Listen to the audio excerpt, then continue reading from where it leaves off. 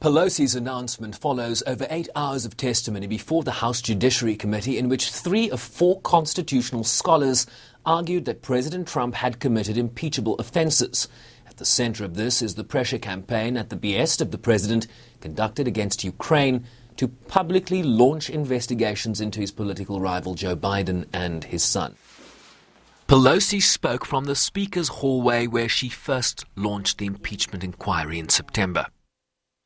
Sadly, but with confidence and humility, with allegiance to our founders and a heart full of love for America, today I am asking our chairman to proceed with articles of impeachment.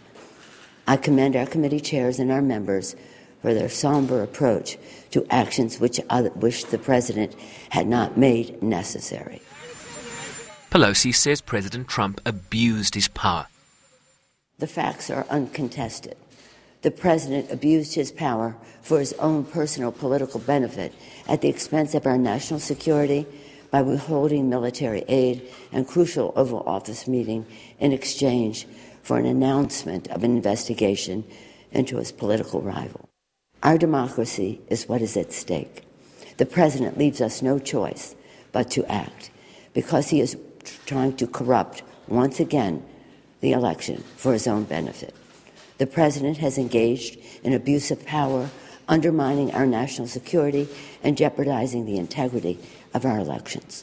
His actions are in defiance of the vision of our founders and the oath of office that he takes to preserve, protect, and defend the Constitution of the United States.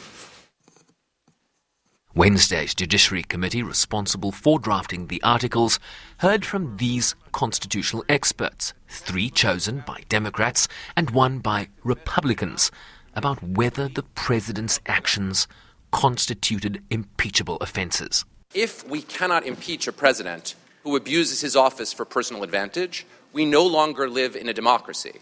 We live in a monarchy, or we live under a dictatorship. That's why the framers created the possibility of impeachment. If what we're talking about is not impeachable, then nothing is impeachable. President Nixon abused domestic law enforcement to go after his political opponents. And what President Trump has done, based on the evidence that we've seen so far, is he's asked a foreign country to do that. But one expert dissented with his colleague's view, arguing that the impeachment inquiry had been rushed. If you impeach a president, if you make a high crime and misdemeanor out of going to the courts, it is an abuse of power. It's your abuse of power. You're doing precisely what you're criticizing the president for doing. We have a third branch that deals with conflicts of the other 2 branches.